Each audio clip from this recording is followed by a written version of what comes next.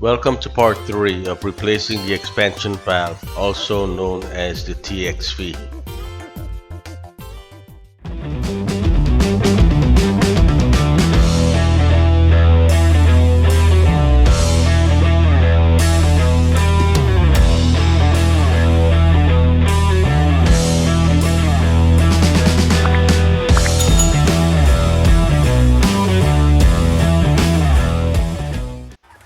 Welcome back to the bar channel where I'm either building it, assembling it, repairing it, or just replacing it.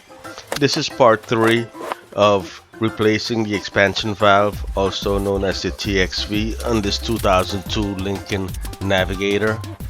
Where we left off is where I was assembling this blower housing back, putting in the heater core and putting in the evaporator back into the housing. So what I'm doing now is making sure everything fits properly. I'm gonna put the heater core back in, and I'm gonna just get the cap, the cover, and screw everything back in place.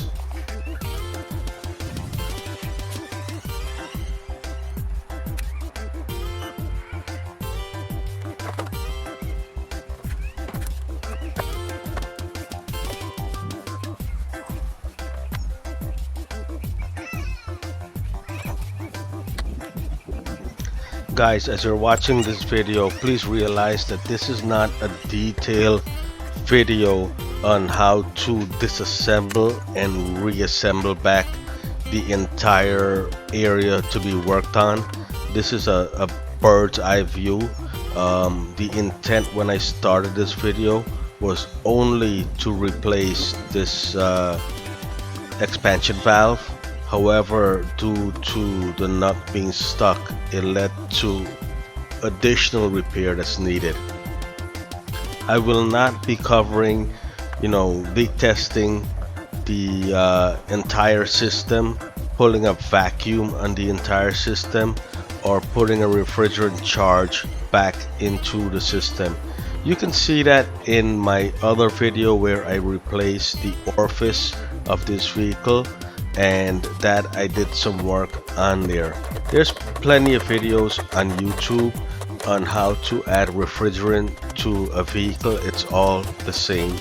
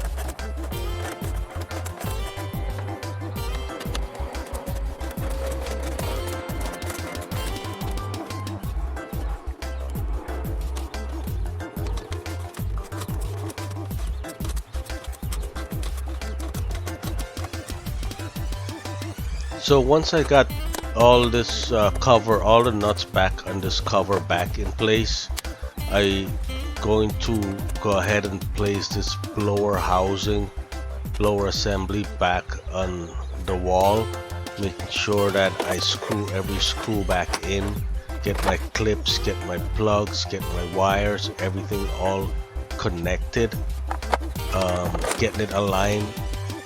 Remember, this is basically a one-man job, so I'm doing this by myself, so you end up going back and forth and trying to get stuff aligned from one side to the other, while also trying to film.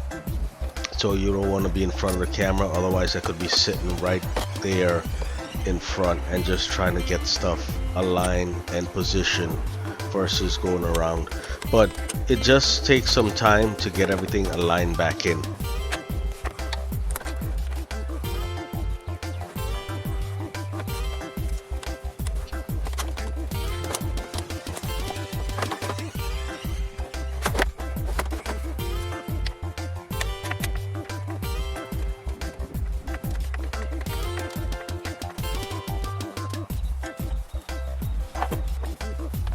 If you see the small refrigerant line is still also twisted, right there is also known as the high side line. It's twisted, but it's not kinked. So I was hoping that that would not be an issue once I get the refrigerant charged back up into the system, that would not be an issue. So, I went ahead and put it in, and I was hoping that it didn't leak too at that point, but a visual examination showed that it didn't leak. Once everything was connected, I pressurize it with some nitrogen and I spray all the areas that I opened up. So where I'm spraying right now is where I had opened and replaced the O-rings. I sprayed the top and the bottom of the expansion valve to make sure that no air bubbles were coming out of those threads from the 4 nuts. I would wipe it down and respray again to make sure that that didn't happen. All areas that was opened up, basically I sprayed those areas to make sure that there's no leaks in the system. The way I would know if there's a leak, I would see air bubble. This is a leak detector, a commercial grade leak detector that I have. Basically it's like a dense soapy water. So a regular soapy water spray bottle would work, because basically what you're looking for is bubbles coming out of the system, and you will notice it right away.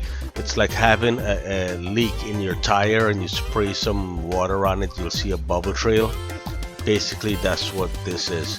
So I'll wipe it down, make sure there's any surface bubble that's there. I'll wipe it, clean it off, and spray it a couple of times to check for leaks.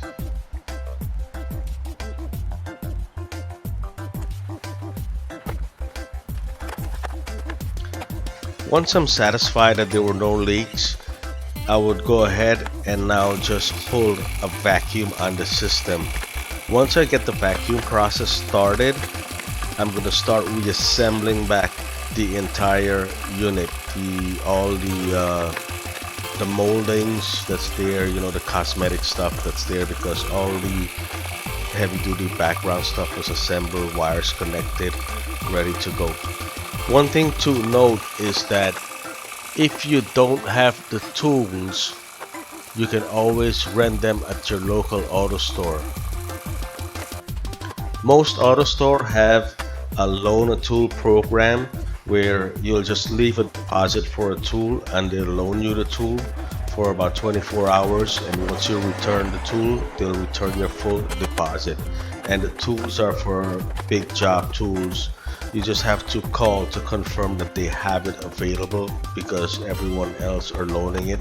A vacuum pump they usually have, a compact gauge manifold they usually have, other stuff they would have in there. So you can just call to verify if they have the tool as a local program or another store has it.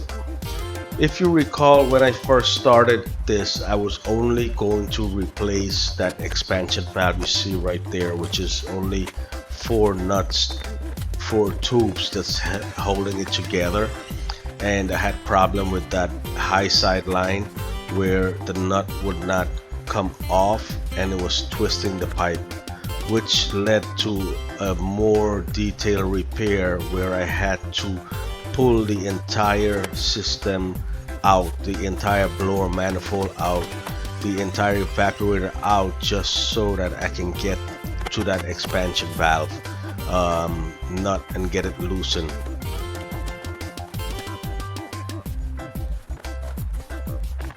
Takeaway from this repair is that never underestimate a job. This was or could have been a 45-minute repair. However, it turned out to be longer. So just always keep that in mind.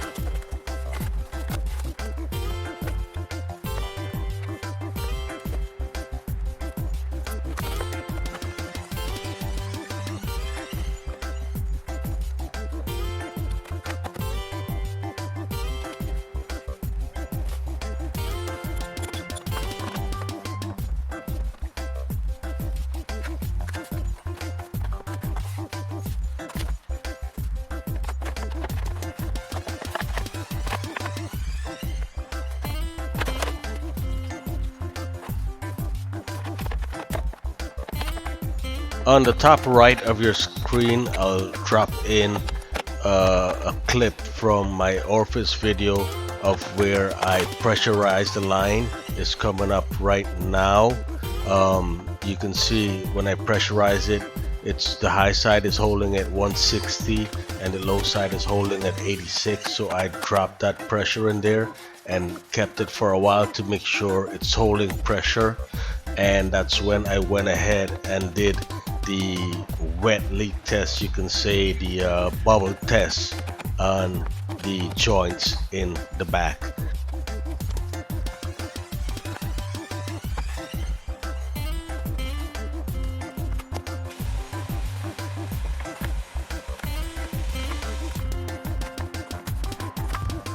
I hope you enjoyed the video and have some good takeaway from the video, a good overview of the expansion valve and what it takes to replace it. At least you learn where your heater core is located, where your evaporator is located, how easy it is to replace the evaporator. You know, hit that subscribe button if you haven't done so. Subscribe, hit that notification button, hit the bell button, you know, hit the share button, hit the like button. Drop a comment in below for future videos that I do, you know, working on different stuff. You know, this is one of the replacement that didn't go the way as planned, but again, it's the bar channel where I'm either building it, assembling it, repairing it, or replacing it. Thanks for watching, guys, and have a good one.